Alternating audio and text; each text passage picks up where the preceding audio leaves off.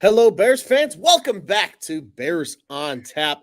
I am Luce. He is Q. And we are back. A little bit of a hiatus. It's been a couple of weeks enjoying the 4th of July festivities. But Q, before we get into the subject of today's show, which is our 4-part series on the state of the Bears, how are you doing today, my friend? I'm doing good, man. I just got this awesome new shirt from Homage in the mail. Oh, it's Oh, awesome. You got Walter Payton on the NFL Blitz shirt. It's good stuff. So I'm feeling good, feeling spicy. I love that. I love that. Yeah, I love the Or little feeling sweet, I should say. Feeling sweet. absolutely, always feeling sweet. No, I love the allusion to homage. We've got some good stuff coming with that. So be on the lookout, Bears fans, from our friends over at Homage. But the shirts are fantastic. And that is a perfect example of them. I know they also have an NFL Blitz version that is Justin Fields as Yeah. well. Real good looking shirt. That one's on my Uh, my want the list only for reason sure. the only reason I didn't go Fields is because it's black. And when I wear a black shirt and my beard gets longer, it just looks like my face disappears into it on here. So I can't wear black on these. That's fair. That's totally fair. I've had that issue too. When I wear like dark blue, the beard Yeah. starts to blend with everything. So the gray is nice contrast. I'm right there with you, man. But Yeah. hey, man, I'll tell you what. I'm also doing well. We're getting closer to football. Like I said, football. It's so close. I can smell it.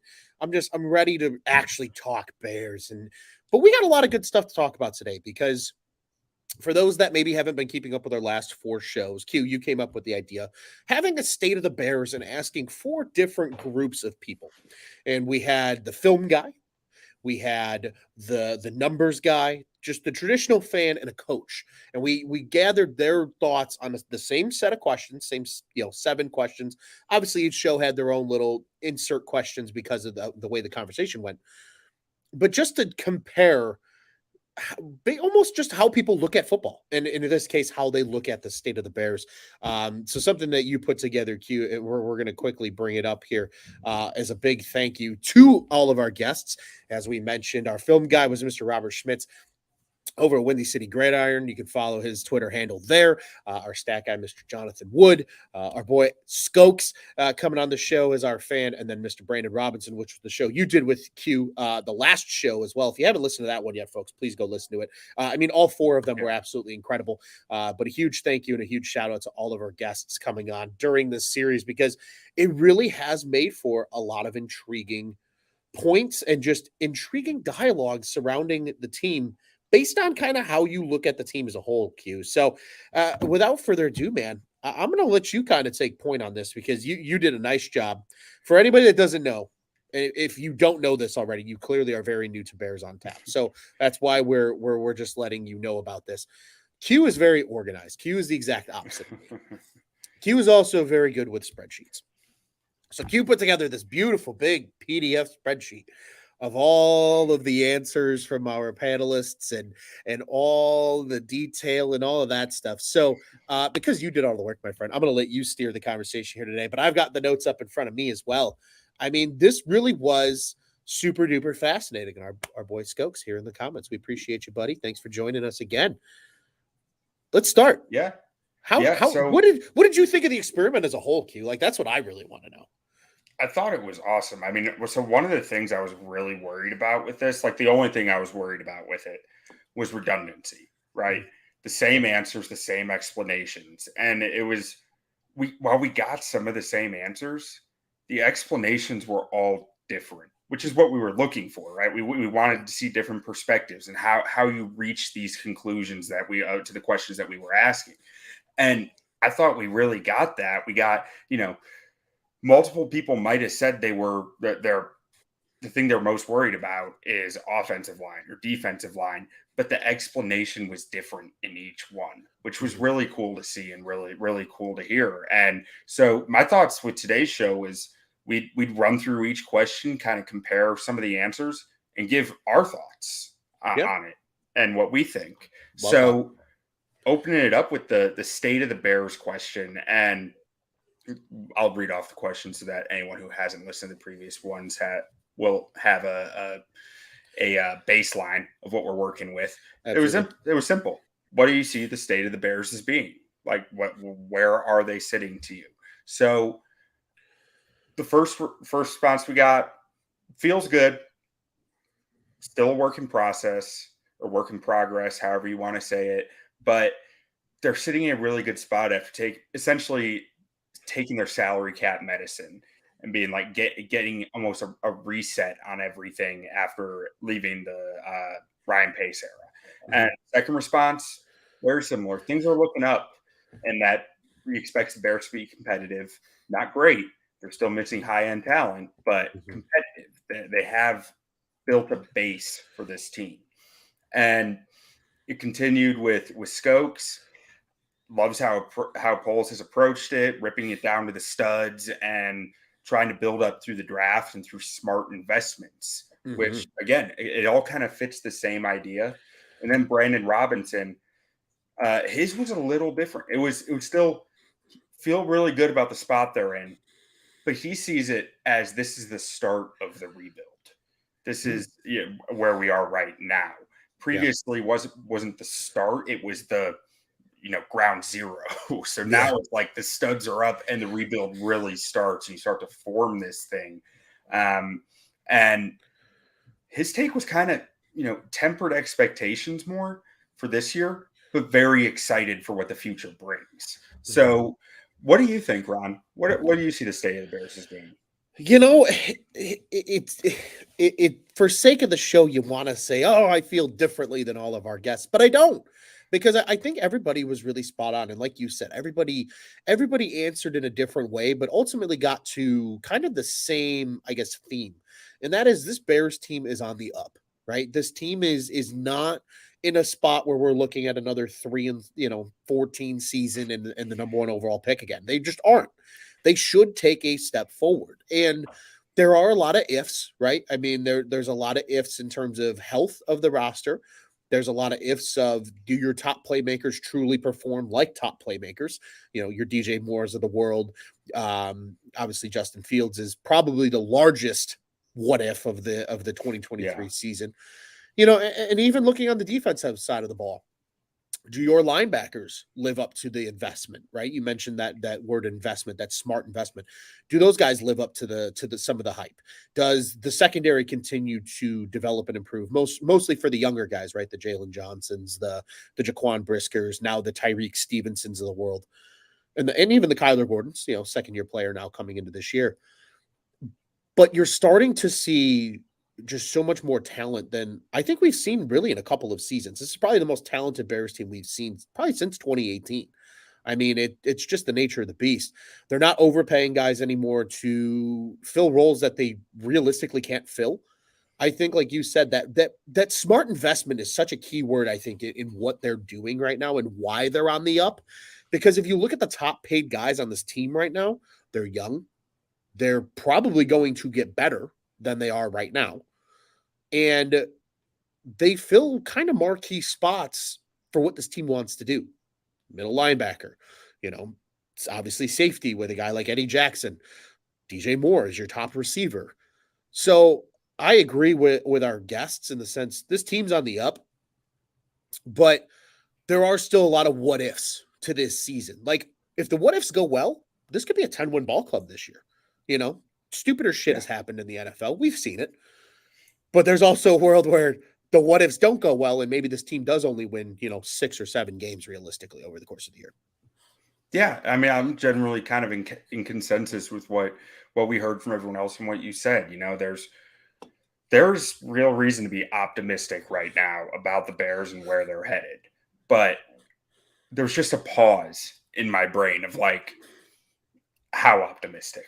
It's like Yeah. I can be really optimistic for 2-3 years down the road when everything is always butterflies 2-3 years down the road for every NFL team, though, right? Everything's always rainbows and beautiful. But Mhm.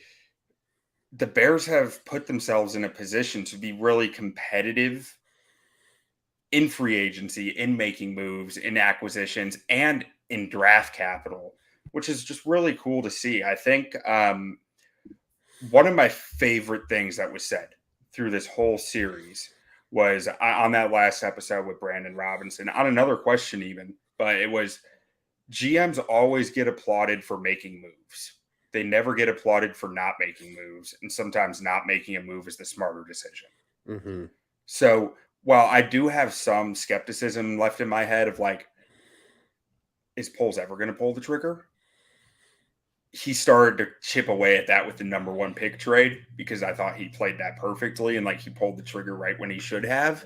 But the more moves he makes like that are calculated and feel just right, the more I start to believe like this isn't a guy who's scared to pull the trigger. This is a guy who knows exactly when he should, gaining that trust. Can I add a little bit onto that story too? So for people that might not know, Bears fan through and through, obviously, but like my number two team that I love to follow, I dig a little deeper into than any other team in the NFL is the Carolina Panthers. So it was ironic that that the Bears and the Panthers made the trade when it did happen. But I was watching the Panthers have a YouTube series that's out right now, and it's 3 episodes deep, and they're long episodes. Like these are like 40-minute episodes. And each one kind of highlights like their rebuild, essentially, right? Like hiring Frank Reich because he was the first quarterback in the team's history. So like he's back in Carolina and that whole, scenario, getting Bryce Young. And they really highlighted the trade of the number one pick. And to your point about Poles and pulling the trigger, originally, because the Carolina Panthers were very how do I say it? They were very open about what ended up happening. I feel like more open than what Poles was when asked about what kind of came up to the trade. They said the original plan was the Bears were going to trade back with Houston for 2, and then the Bears were going to trade Carolina to go back to 9.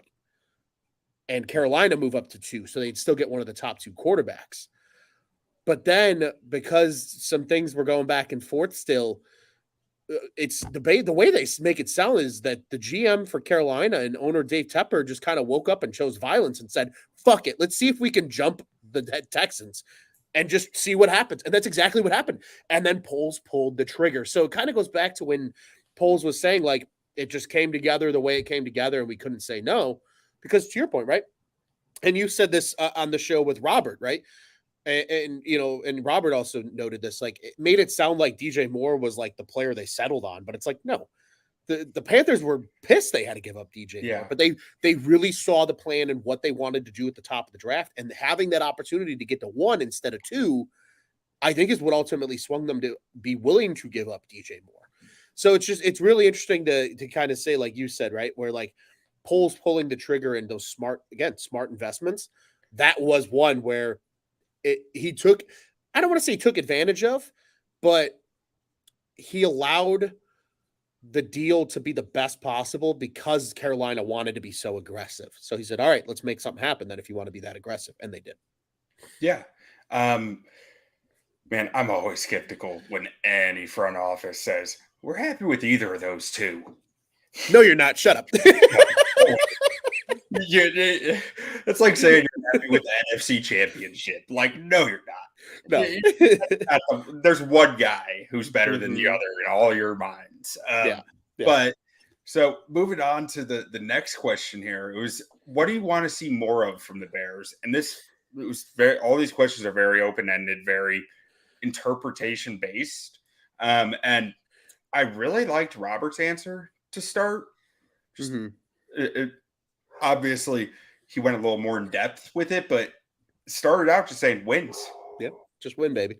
And then he went into, how do you do that? Like he said, more specifically, you want to see the players take advantage of opportunities and execute on the basics in order to make those plays. Mm-hmm. And that will result in wins. And I thought that was an outstanding answer of like, you look back at how many games the Bears last year, they lost close because they couldn't execute the little things right. Mm-hmm. Just over and over, just little things like where to turn on a curl route and where, little stuff that, it matters a lot, but it's not noticeable a lot. And then basically he went on to say, need to plan to throw it more too. Mm-hmm. Does Getsy really want to throw the football? Because he hasn't shown it yet. And they need to develop a quick game to be able to do that. And that really went into a theme that kind of came along with everybody. Like we went on to Jonathan Wood. His answer was the passing game. Mm-hmm. The team killed it on the ground this year. They led the NFL in rushing. They rushed for like 3,000 yards last year. But they only won 3 games, Stupid. Yeah. So he said excited to see Fields find the balance of not just pushing it downfield all the time, which kind of fits in with what Robert was saying of the short game and just taking the layups was what he Mm-hmm. said. And he where he ended up going with this was that he thinks that that will be there because of the talent that they put around him. Because in order to take those layups, you need the trust, right? Mm-hmm. You need to trust that you're making this easy throw to the guy and he has 3 yards to run. You have to trust that he's going to catch it and get those 3 yards. Otherwise, you might be behind the sticks again. Right. And getting that more talent around Fields should help make that easier for him. Mm-hmm. And then Skokes. I thought Skokes had an outstanding answer here. Echo that, agreed.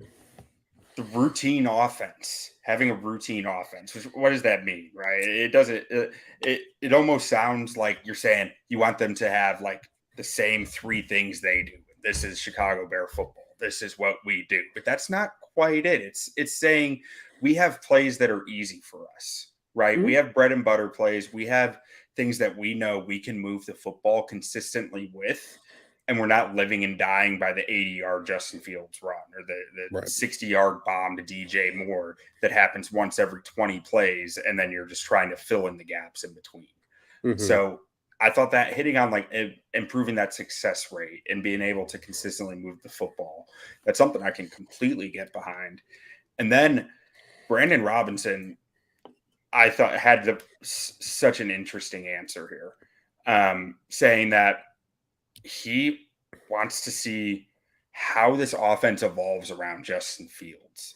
Mm-hmm. So it wasn't so much like a specific item that he wants to see the Bears do, but he just wants to see them make this offense Justin Fields offense, right? However you do that. And he talked about how to start off last year, Bears were a basic outside zone offense, under center a lot of play action.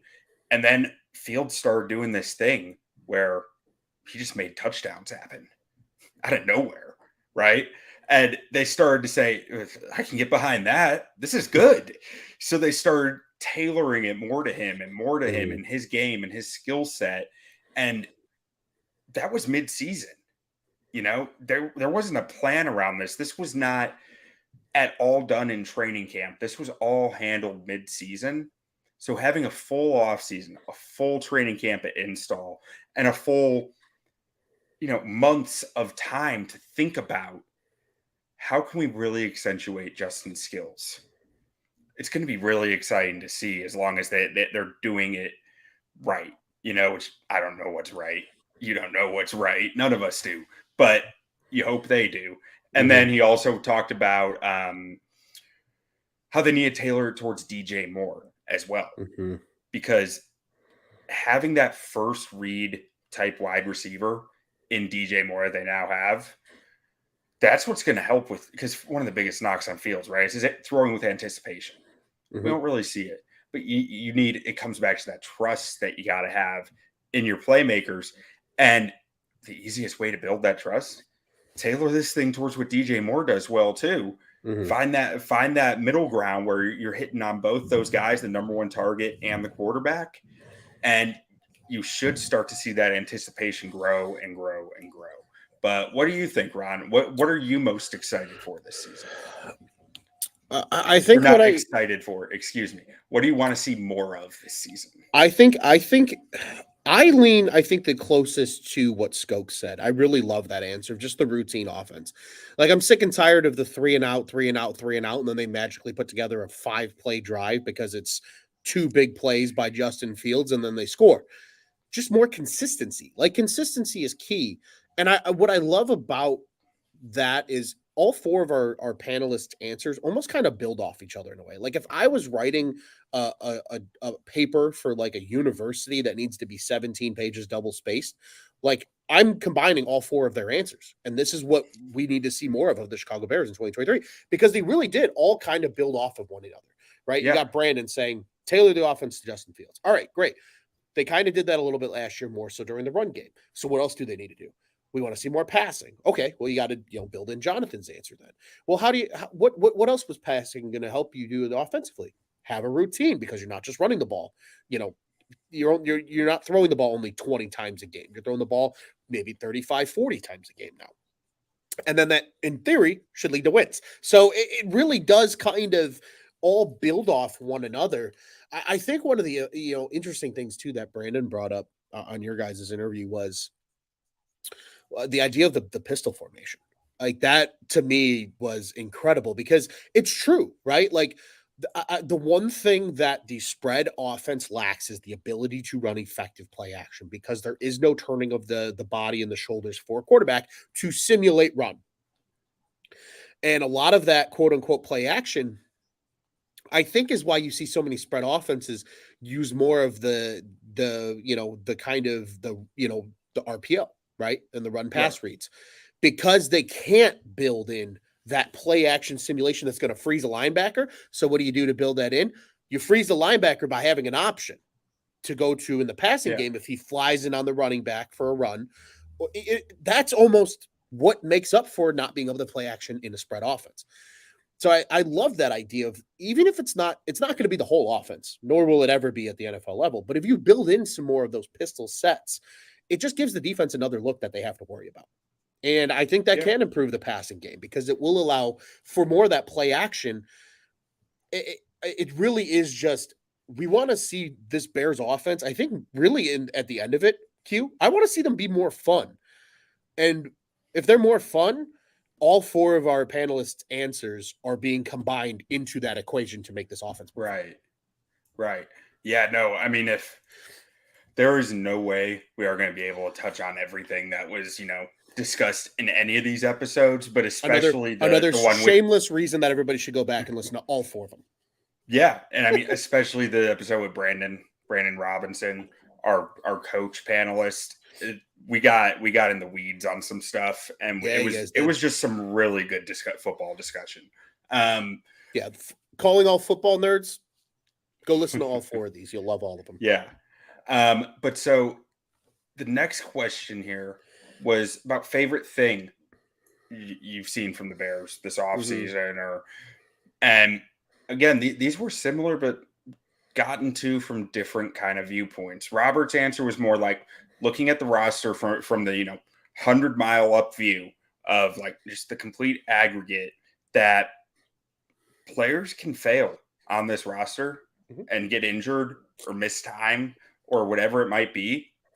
And there's a guy behind most of them who you at least feel somewhat confident can play at the NFL level through a lot of the roster. Now, that's not to say there aren't holes, but the depth is far improved on this team, and it's because they've taken a volume approach to adding talent, was the way that Robert put it, was that they're not discriminating by need. They're just saying, this guy's talented. We want him. We're going to get him. We might not have a spot for him now, but we're going to have that depth built up in those spots.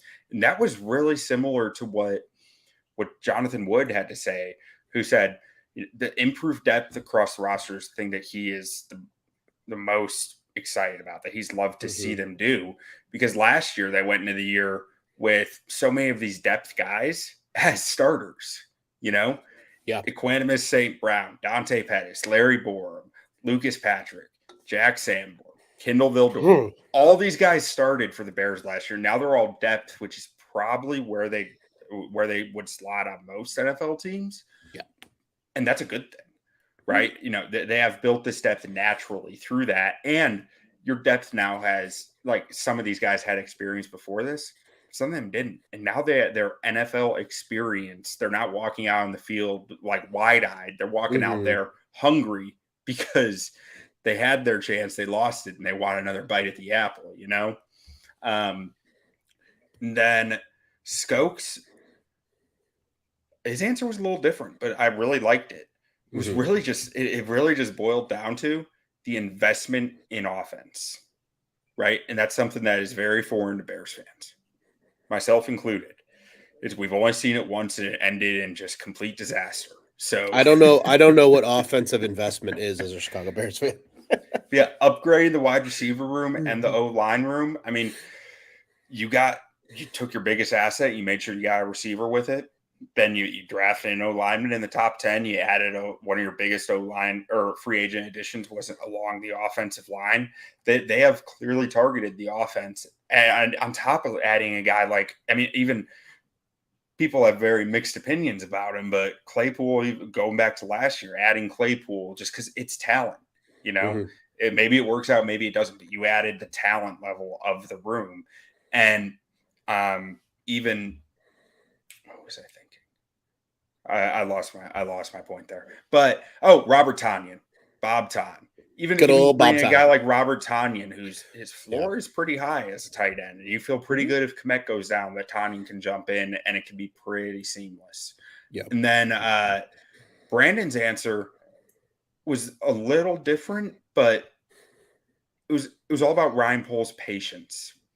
That he's taken the slow approach to the rebuild, kind of the fools rush in kind of mentality, right? That you gotta get there, you gotta go, go, go, you gotta sign guys, you gotta add guys, which I would have loved, Mhm. but that doesn't mean it was necessarily the right thing to do either. I'm wrong quite a bit, so um, but not the point that he really made that was I thought really well put was that coming off the Ryan Pace regime, where Mhm. it was you're borrowing every chip you can get so you can go all in constantly, at least in the last few years of it, to more of the slow approach and letting the market set itself before you're jumping in to overpay guys. And that Mhm.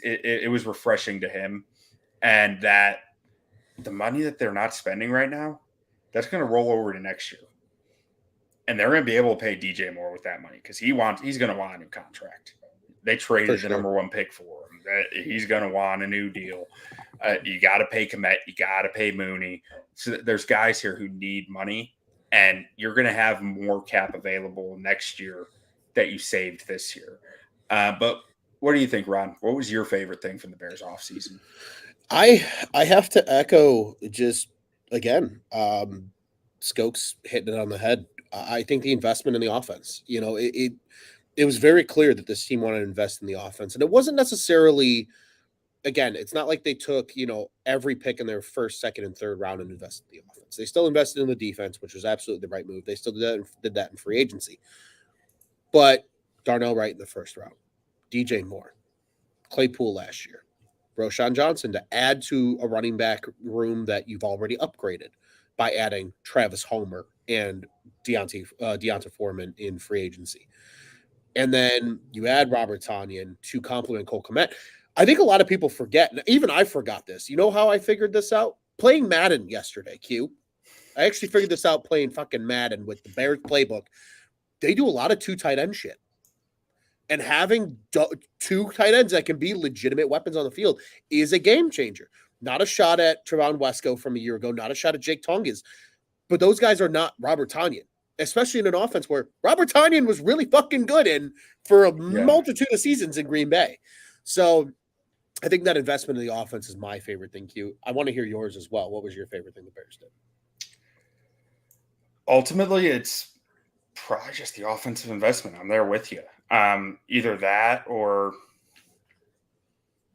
the number one pick trade. I mean, I just really think that was a home run. I have a hard time saying it wasn't in a draft where there was not a Caleb Williams. You know, there was not a Trevor Lawrence. Nothing against Bryce Wasn't it Young or Justin C.J. Fields? Stroud. No, I don't think there was. I don't think there was a guy on Fields level or Lawrence's level or Caleb Williams. Like there wasn't that blue chip QB, Mm-hmm. and it wasn't all Ryan Poles, but I mean, he had to have something to do with it.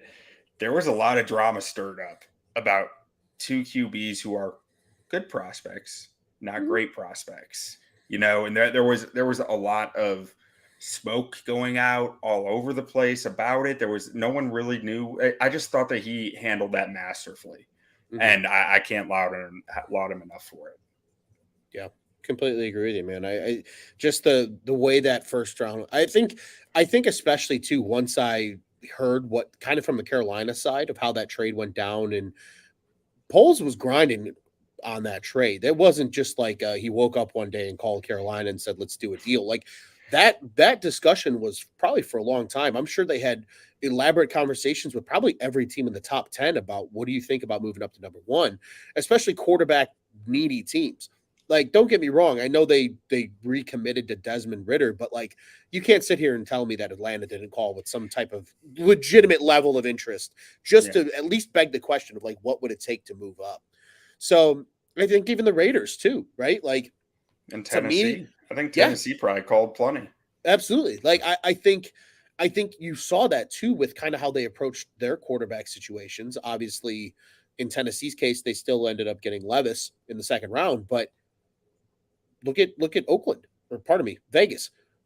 They they went and signed Jimmy G. Like, no shot at Jimmy G. He's not an atrocious quarterback, but he's not an elite quarterback. There was probably some interest there of like, could we go get a Bryce Young or a CJ Stroud and let them sit for a year behind Jimmy G? And we've invested significant capital in our quarterback. So just I think the fact that polls again, I think what was so interesting was the fact that the kind of original thought process was the Bears to trade from 1 to 2 and then 2 to 9. And then Carolina just said, "Nope, fuck it. We're not waiting for Houston anymore. We're going to jump them."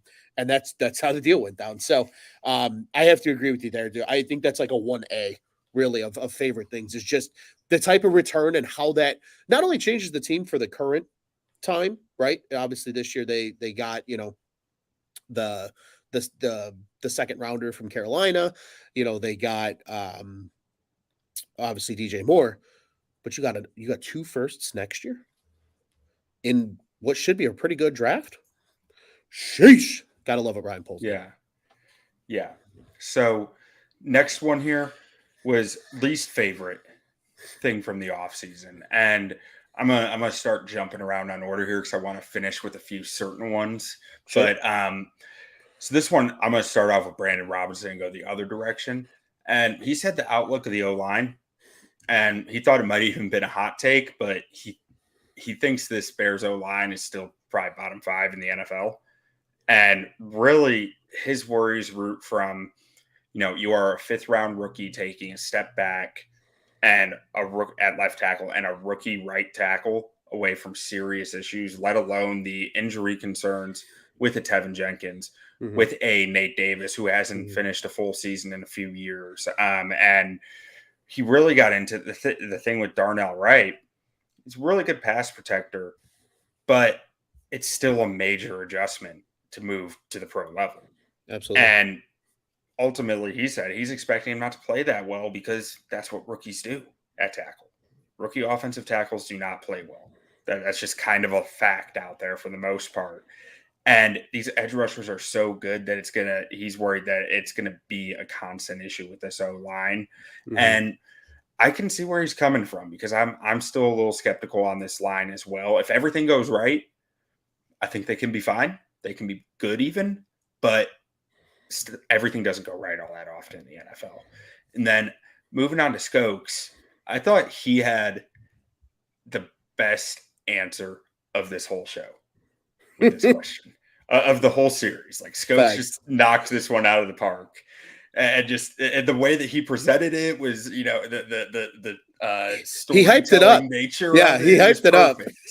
Of just like, man, I've been to training camps, spent a lot of days out there, and in the burning sun, not allowed to take pictures.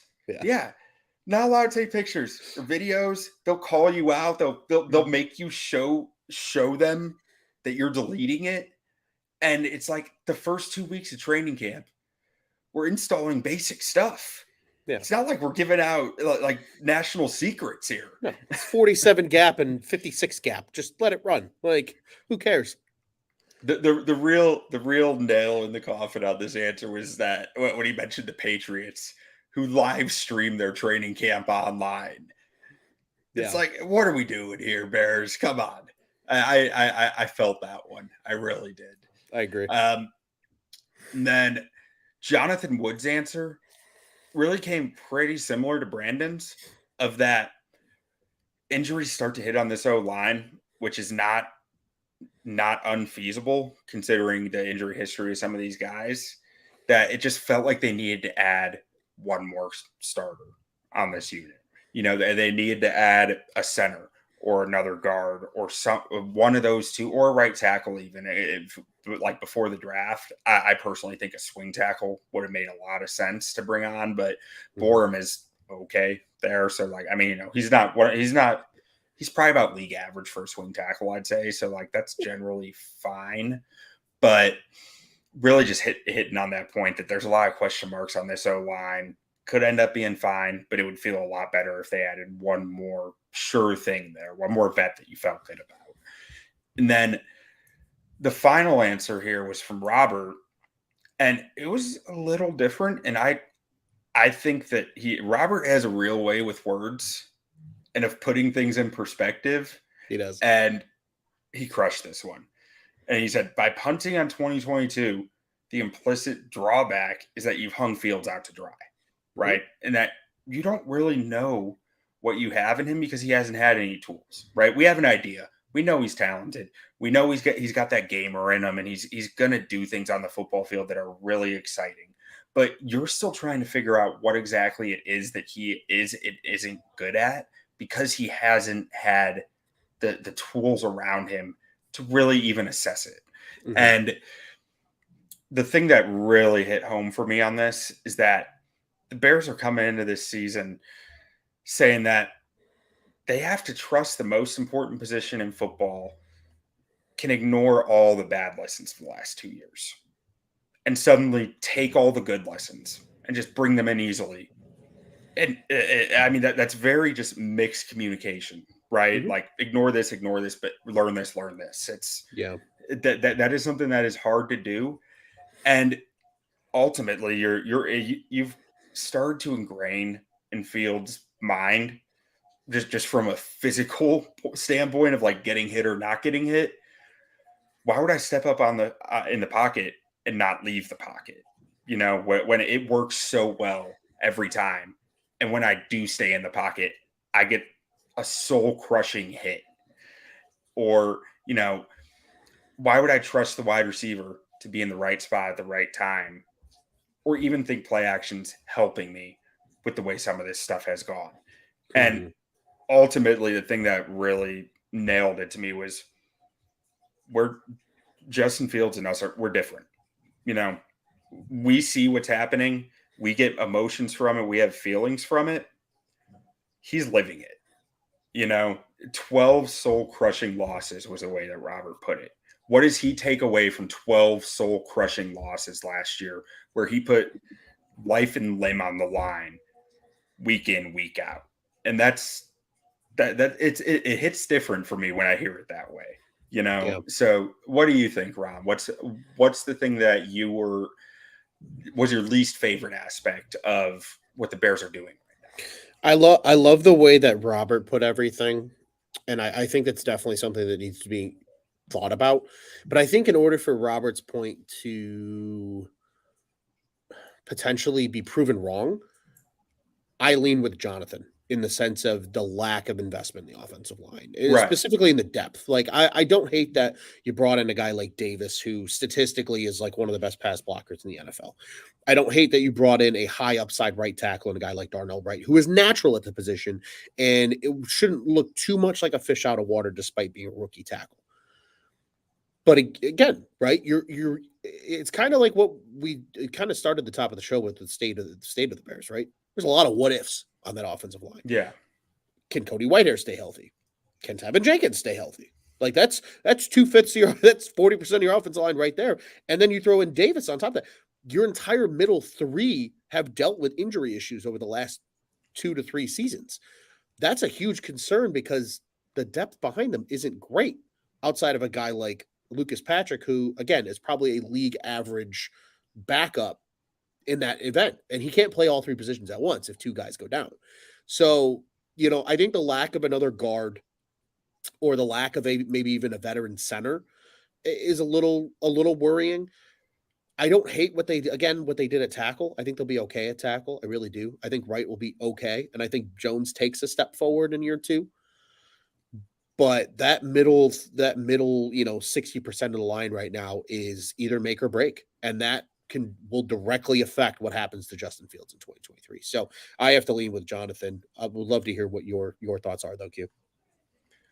Yeah. So, I mean, ultimately, I think my opinion here, it should be pretty much echoing what Robert said. Like, I know it should be, but the irrational fan in me just believes in Justin Fields so much that it's like it's not the top of my list, right? And Fair. I understand it's irrational. I'm willing to admit that and say, like, there are reasons to be worried about what has happened to him, but like, nah, he'll be fine. The thing that worries me more than that, and even more than the O line right now, is I need Getsy to prove it. Mm. I need Getsy to prove that maybe last year was a tank. Because some of that play calling decisions, some of the stuff that was going on was really pretty unforgivable if it wasn't. It was pretty like when Justin Fields is tearing up the Packers for the entire first half, why do you stop throwing it in the second half with a lead that was not insurmountable? Stuff like it. Yeah.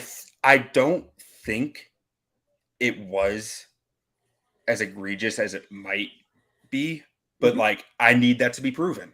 I need to see Getsy prove to me that he is all that he's chalked up to be. Yeah, I completely agree. I think that was I love that you brought that up, Q, because I think that was a point that really wasn't overly discussed, right? Everybody's putting emphasis on Fields taking that step, Fields taking that step, Fields taking that step. How about Luke Getsy taking that step? Because Yeah. for all we know, I don't know the inner workings of what the Green Bay did, but Matt LaFleur probably had a lot of influence on the play calling Yeah. in Green Bay. This was really Getsy's first time being the guy calling the plays. He is relied upon because Fluce's defensive background to be the offensive voice for the team.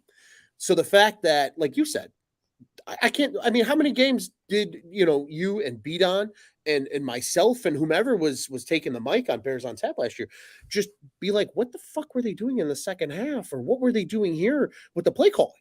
I think the play calling got kind of yelled about a lot last season and then kind of forgotten about as the offseason went Yeah. on because they did so much. So I'm glad you called that out because I really do think there's just as much as Fields needs to take a step forward in 2023. I think Getsy needs to take a step forward as a play caller in 2023 as well. Yeah. And I mean, kudos to the Bears staff. They figured something out at the mini buy, Yes. whatever it was. Yep. And but that was also what 5-6 weeks into the season of an offense that really wasn't working. And I'm not scared to acknowledge that some of that might have been Justin Fields learning an offense. Some of it was, I mean, he did not play well in those first 4 weeks, but the offense wasn't exactly chugging along either. And it felt like a slow adjustment period. And football is so much about how are you going to counterpunch, right? And it was kind of slow. The Bears took a bit of a beating before they threw a counterpunch last year. So next question here was about what position you're most excited about this year. And for this one, we got a lot of the same answers here, which makes sense. Wide receiver. And Robert's reasoning was we've seen him skimp on wide receiver our entire lives. Mm-hmm. And really, we've sat here and raved about having a good wide receiver room when it was average to below average. So this one just feels really good. It feels like a real bright spot on this team. And it's just nice to see polls say, we got Mooney, we got Claypool, but that still isn't enough. Mm-hmm. So we need more. And then Brandon's was also wide receiver, and his answer, it ended up through some discussion back and forth, really getting into the Chase Claypool stuff, which was really fun. And that, the critique of Claypool, a lot of it's probably fair. A lot of it is fair. Some of it might not be. I'm not sure. I don't know the guy. But what I can say, and what Brandon said, that this is his chance to cash in. This is a big year to beat Chase Claypool. And absolutely. That he might not be doing maybe he doesn't believe that he needs to put in all the work right now at this point in the offseason. But the second he gets into training camp, watch out for him because he's looking to flash as much as he can. He wants $20 million a year. Phew. Yeah, I mean, who doesn't want $20 million a year? And when I you want have $20 the million a year. athletic ability that Chase Claypool has, like there has never been a question about the athlete this guy is, about the size that he brings to the football field, the speed, the strength. He has everything. He's like built in a lab type receiver. Facts. So if he comes into camp saying, I'm getting that bag, there's a real chance he might be getting that bag. Yeah, I agree. I think he's such a fascinating player because of like what you mentioned, just the raw tools.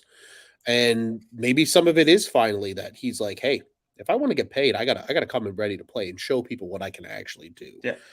And kind of earn that Mapletron nickname that he garnished Yeah. coming out of college at Notre Dame. So I'm right there with you, man. And yeah, if he is a guy who if he puts in the work, it's all there. Like there is not a coach in the NFL who if Claypool is making it clear to his teammates and his coaches that he's all in and doing all the work, there's not a coach in the NFL who's going to keep the ball out of his hands. Agreed.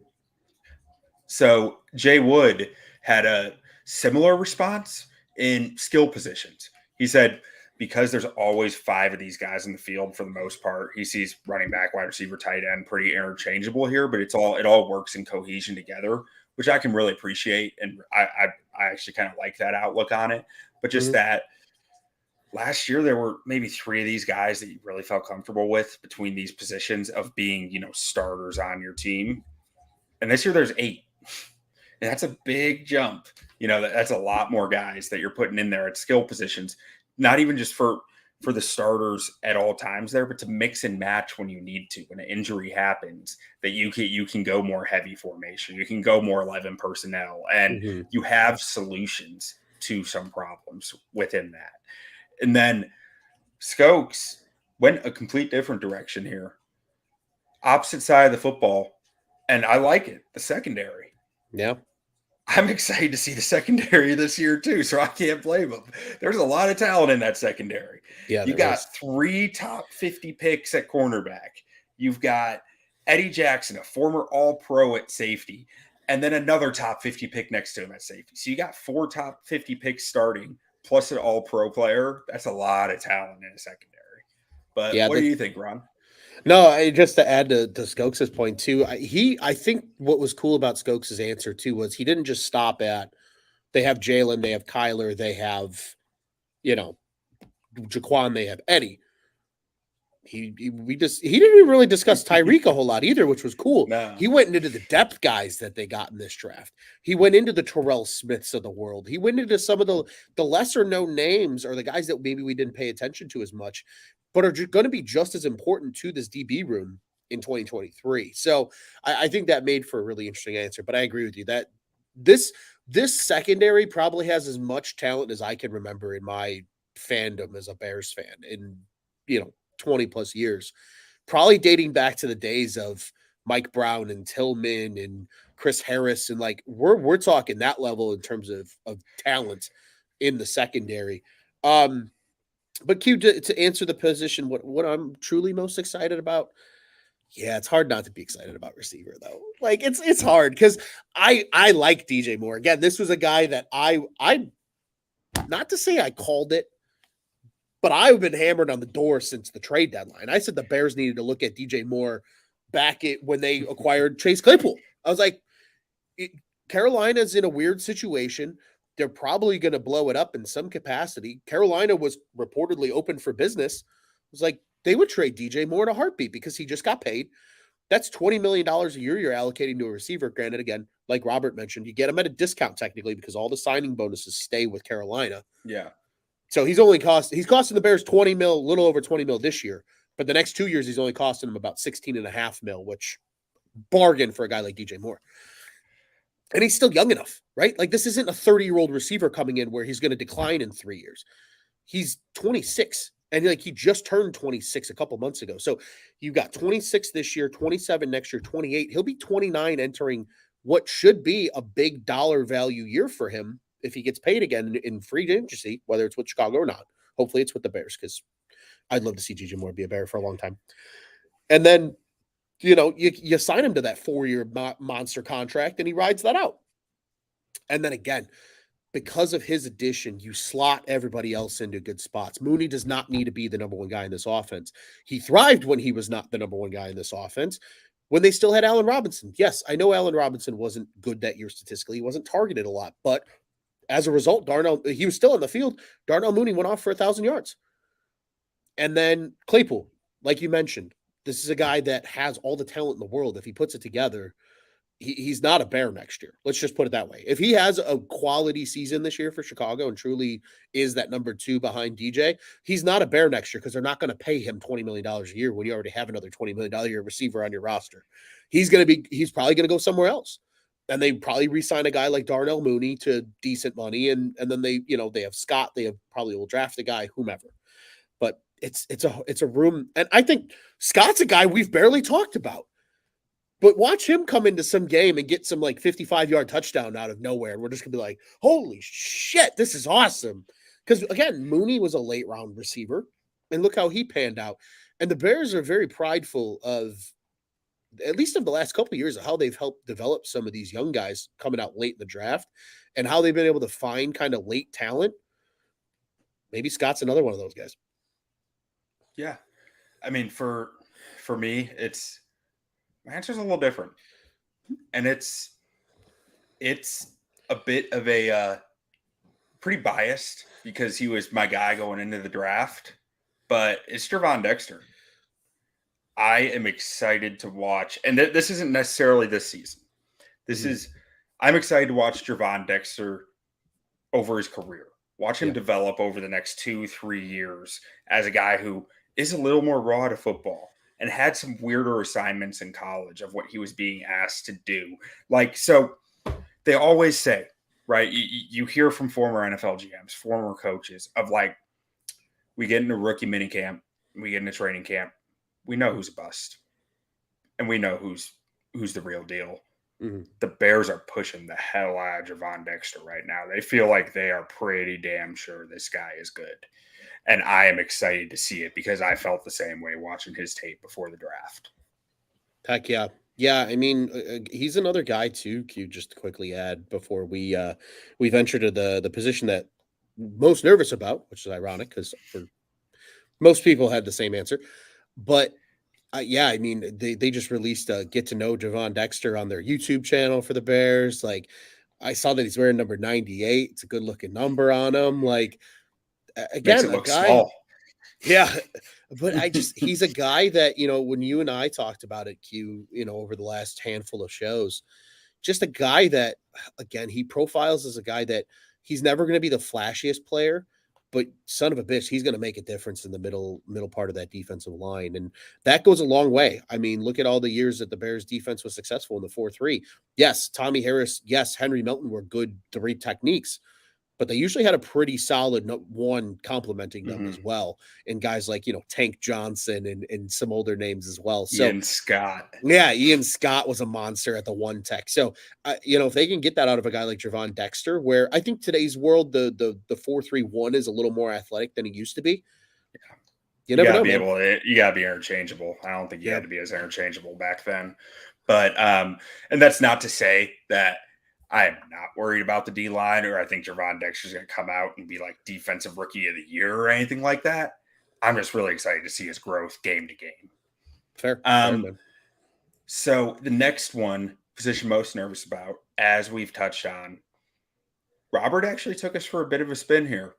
Starting off with saying the obvious choice is D-line, but he's going with O-line.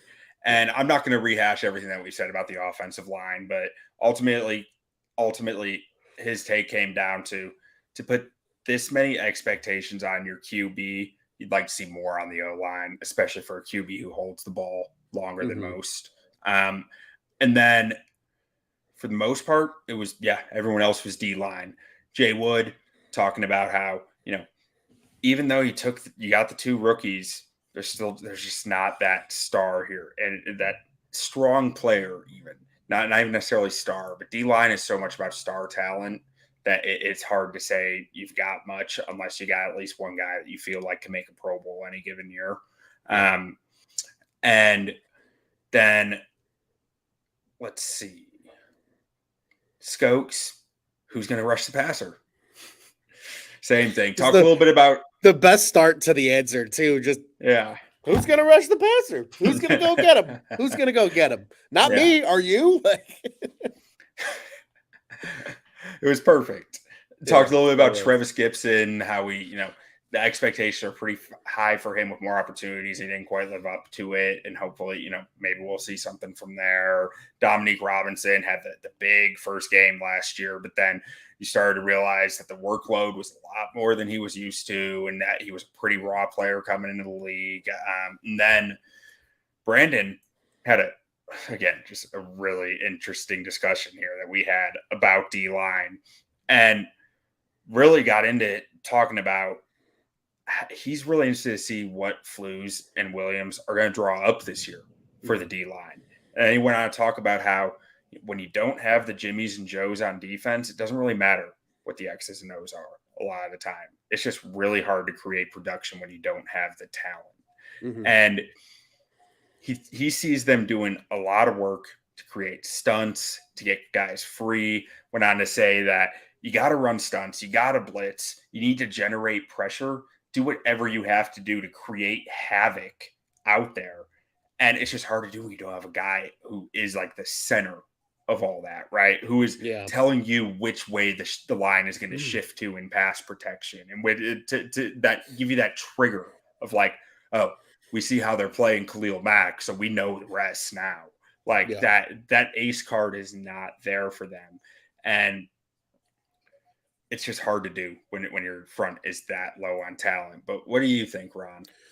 Yeah, I think I think it would be easy to go back and say like, oh, the D line is the biggest concern, and I think it's the position they addressed the least in the offseason. So I think that's why it's very easy to point there and say, there's your glaring hole in the team. But to the point that Brandon brought up about scheming up the defense and bringing pressure from other places, they've added athletes everywhere else on defense. And they even added athletes on the defensive line. Who's to say that Zach Pickens doesn't become a decent pass rusher from the 3 technique? Maybe Dexter's a decent pass rusher at best from a 1 spot. And now all of a sudden, and Walker gives you some kind of production as kind of that, maybe more of an interior rush guy on passing downs.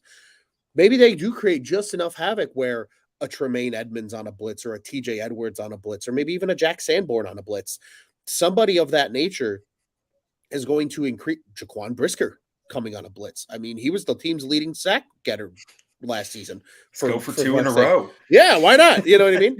I think that articulates like there's going to be ways they can potentially find to make up for it. And again, I don't think they're done yet on the D line. I think you're going to see cuts after, that first wave from training camp where the Bears are going to get somebody. There's going to be a veteran that gets cut that nobody's expecting because of cap or what have you, or just he gets beat out by somebody.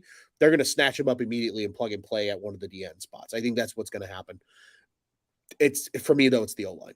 It's 100% the O-line, because I think Robert put it perfectly. When you have this much anticipation and kind of expectation invested in your young quarterback, you would hope there was more investment in the offensive line in front of him than there actually was. There's a lot of betting on what ifs in this offensive line right now because the talent's there. Tevin Jenkins, when healthy, is a fantastic guard. I think Cody Whitehair, over the course of his career, despite being a natural guard, has done very well at center. And Nate Davis, again, the stats show he's a very good pass blocking, interior lineman. But it's just the what ifs. Can all 3 of them stay healthy for more than 12 to 15 games? Honestly, if you got 15 games on all of them, I'd be happy. If they miss 1 or 2 games here and there, so be it. You can get by with that. But if these guys miss more than 4, 5 games, now all of a sudden you're starting to get into what the hell are we going to do territory. I think they do the same thing they did with the D-line and they address the depth somehow. But I think a bigger swing on the offensive line would have given me a little bit more kind of confidence in what they're going to do and what that's going to mean for Justin Fields this year. So although I still feel very strongly about the D-line, my ultimate answer is the offensive line. What about you, Q? So mine's like, despite what I said earlier about like just being like, nah, Fields will be fine. Like, I'm most nervous about Justin Fields when I really Fair. look at it. Like, I mean, I'm not, I like, there were two different questions, right? It was like what was it? So this one's the position you're most nervous about, and the other was the least favorite thing that you've seen from the Bears. So the least favorite thing was more about Getsy of like, I didn't like that offense at the end of the day last year, right? But so the thing I'm most nervous about, how can it be anything but Justin Fields? I'm hoping we have a franchise quarterback for the first time in 100 years. Like, nervous doesn't mean that like I don't think it'll work to me, but it's like I'm just on pins and needles waiting to see it. Like, and like when it goes wrong, I'm gonna die with every snap. And when it goes right, I am just gonna like thrive in every snap. I am nervous about Justin Fields. I am excited about Justin Fields. Like, it is both, and it is like pins and needles, man.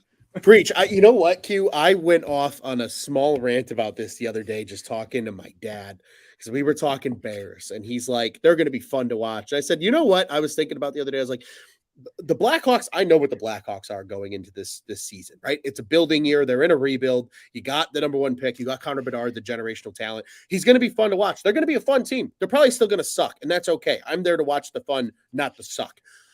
The Bears, on the other hand, though, there's so much anticipation and expectation attached to it. To your point, I am nervous about Justin Fields as well.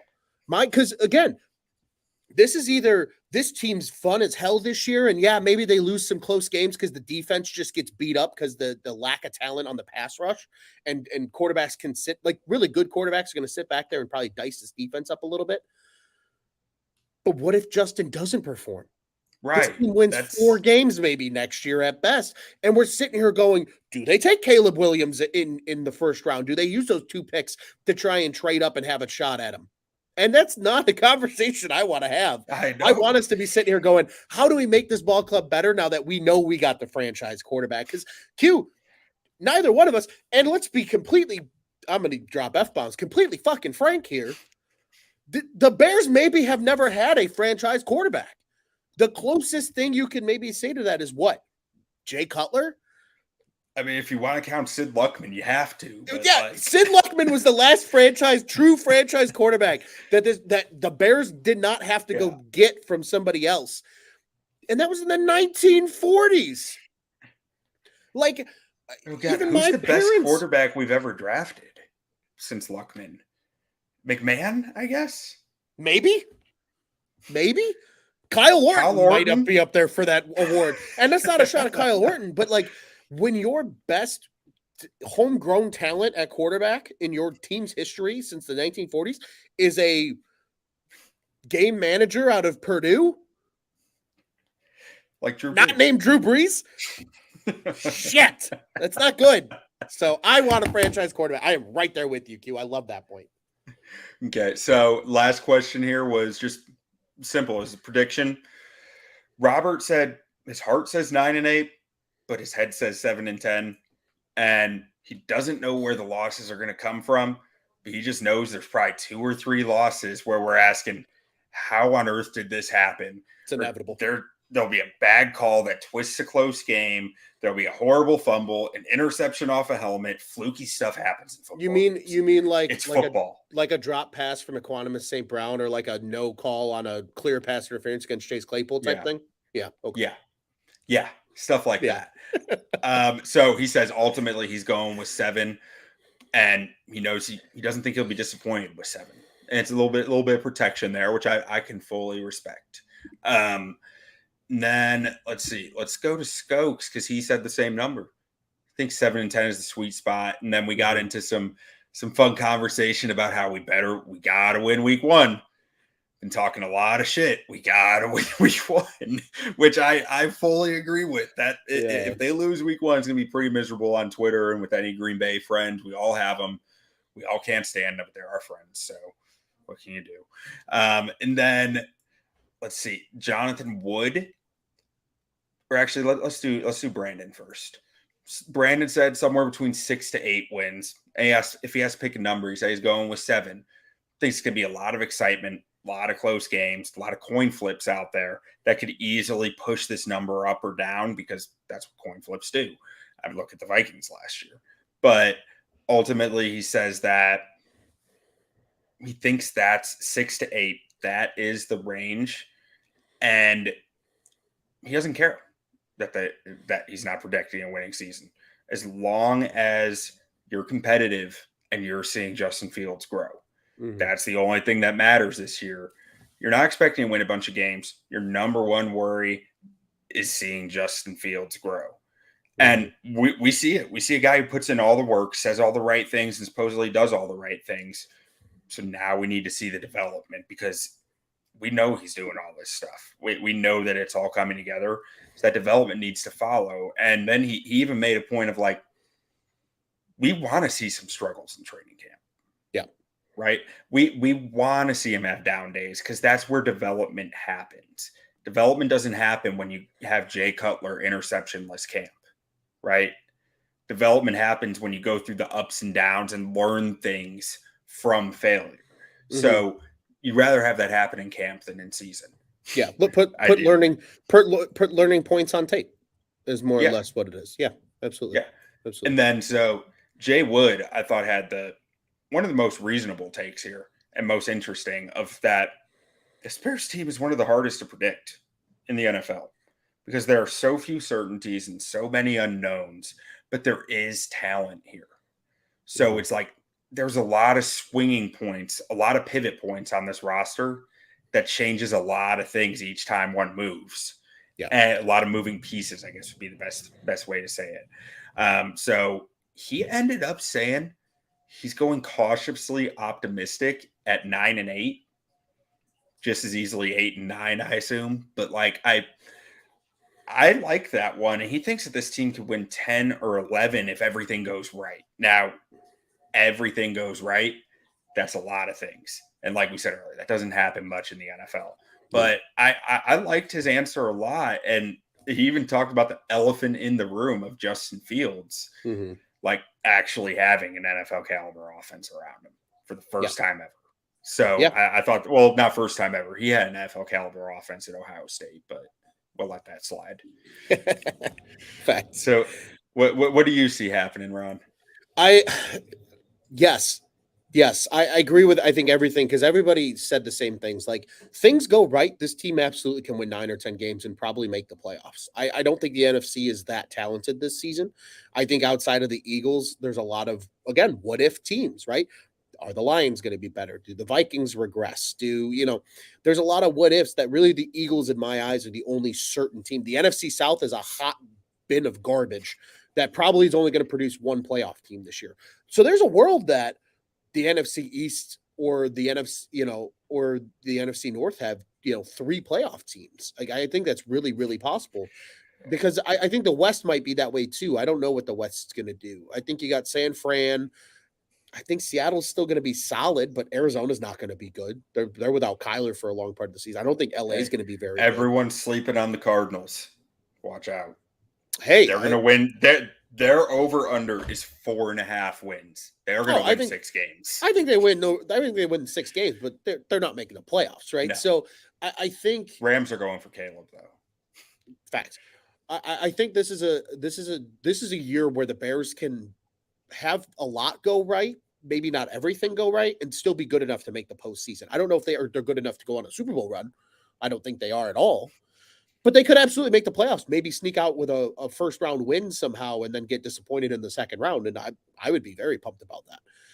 But realistically, 7-10 is the sweet spot for me. It really is. It's a lot of learning moments throughout this year, a lot of close games. I don't think they get blown out by anybody. I really don't. I think it's going to come down to 1 or 2 things here and there in every game that's going to dictate a lot of these losses. And again, to Robert's point, we're going to have 3 or 4 of those losses that go, son of a bitch, what happened? Like, they could have won that game. But if we're sitting here with 7 wins and 4 they could have had that ones, realistically going into 2024, then that means Fields is cemented as your guy. You got 2 first-round picks to upgrade this roster and a fuck ton of cap space still. That means, to me, playoff step forward then in 2024. So optimistically, I see a world where this team wins 10 games and is a playoff team. But assuming shit's going to go wrong because it's the NFL and it's whatever we want to call this reality. Things will go wrong. 7-10. 7-10 is where I stand. What about you? I can't help but be more optimistic than my brain says to be. I got them at 9 wins. I like that. I got them at 9. I just think, I mean, so if Fields misses more than one game, that goes down to 7 or 8, I think. But if Fields stays healthy for the season, I think 9 wins is where I expect them to be, assuming other stuff is going to go wrong in there. But if everything goes right, you're talking 10 wins, probably maybe 11. But that's, again, everything going right doesn't really happen. No. So I think 9 is a fair spot. And a lot of that comes down to, for me, there are only 3 games, I think, on the schedule, either 2 or 3, where it's like, yeah, that won't even be a coin flip. So every other game, I think, becomes a coin flip at that point. And sure, you're going to have a tough time with teams, with division opponents this year, right? Detroit, one of the best O-lines in football. They're going to run a power run game at you. Mm-hmm. Bears are going to struggle with that. They're going to struggle to stop that. But you know what the Lions are going to struggle to do? Hopefully, stop Justin Fields and DJ Moore. Facts. And the Bears passing offense and the Bears running offense. So like I feel pretty good about some of these matchups where you worry about stopping the run. Green Bay is going to be a tougher one because that defense is still extremely talented. Mm-hmm. I think the Green Bay games are going to be rough. Like I think the Bears can win them, but I think they're going to be tough watches. 17 and then outside of that, games. Outside of the division games, because division games are also weird too, because they know you better than anyone. You know them better than anyone. It gets on a weird point. But that was a great line by Skokes. Yeah, I don't know. Dan Campbell's cool at all, but really, the outside division games, mm-hmm. I cautiously say I think the Bears might have the better quarterback, and the better quarterback tends to win more 50-50 games than not. So give me 9 and 8. I like that. I like that a lot, man. Yeah, and you know what? I think at the end of the day, what we learned from this experiment is like I think the overarching state of where this team is very clear to a lot of people, but I think everybody gets to that point differently in the sense of how they get there, what they're thinking, right? Of, and there's some other answers. Obviously, Skokes, I think, provided us some of the more unique answers, which was great. Being excited about the DB room, being, a little more upset about things that are just being a fan of the team and going and seeing this team perform and being able to capture the moment type things. And just seeing what the Bears did in their investment and where that's going and the what ifs of this season. I think a lot of people are very much in lockstep, but I think in the same right, everybody does have their little intricacies that they're either excited or not excited about for this team coming up in this year.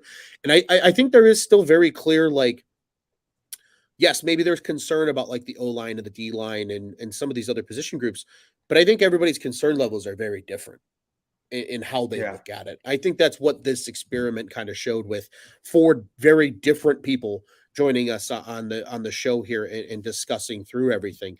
It was fun, man. It was a lot of fun seeing the different takes, and it made the off season a little more enjoyable because we are very much in the dog days of football season right now, waiting for training camp to start up. Yeah, no, I mean, I think this was a lot of fun. We're going to put out an article talking about it and with links to everything here pretty soon. And do we want to toss these guys' names up one more time to tell everyone to go give them a follow? Absolutely. Absolutely. We will definitely do that. So if you can see on our screen here, if you're watching with us live on YouTube, if you're not watching with us live on YouTube, have a pen and paper ready. I'll read all these out for you. So again, our first episode, our film guy was Mr. Robert Schmitz over at Windy City Gridiron. He is at Robert K. Schmitz, SCHMITZ over on the Bluebird app. Our stat guy was Mr. Jonathan Wood at Jonathan. That's with an H. Don't be ignorant and just spell it JON. JOHN. ATHAN_Wood1. Then our boy Skokes at I_am_Skokes, SKOKS on the Bluebird app. And then again, Coach Brandon Robinson, he is at BRobNFL on Twitter. Again, huge shout out to all 4 of them. Thank you for joining us. If you are a fan of Bears on Tap and you follow us, please be sure to follow these guys. Not only will we probably see them again at some point this season, but we're gonna be interacting with them and appreciate them coming on with us, Q. So I mean, just a hell of a series here with the 4. I'm intrigued to see the article come out as well and what that ends up being. But again, a big thank you to all of these guys being a part of this experiment to just see what everybody's thoughts are on the Bears entering this upcoming season. Q, any final thoughts before we get out of here for the day? No, I think I'm all out of takes, which is rare. Hey, that's okay. We talked a lot of good football. I want to remind everybody you can follow along with us at Bears on Tap on Twitter. Be sure to follow our friends over at the Bears Nation podcast as well, at Bears Nation Pod on Twitter. And be sure to follow along. Training camp is coming along soon. We are one of 2 official Bears podcasts to the On Tap Sports Network. You guys know the drill. We got everything covered. Both baseball teams in Chicago, Hawks, Bulls, and obviously right here with the Bears and so much more over at ontapsportsnet.com and at ontapsportsnet on social media, the OnTap Sports Network. Go and check out what's on tap in Chicago sports. Q, it's always a pleasure, my man. This was fun. Again, a big shout out and thank you to all 4 of our guests being a part of this experiment. I'm sure we'll reference this experiment leading all the way up to week 1, and then we'll be with you throughout the whole course of the season. And we'll give you a little bit of a what Bears on Tap is going to look like as we get a little closer to the season this year. More takes and more reaction, maybe less breaking down games, in terms of pre and post games this coming season. Should be a lot of fun. Q, what do you say, buddy? We get out of here the only way we know at Bears on Tap? Bear down. Bear down, baby.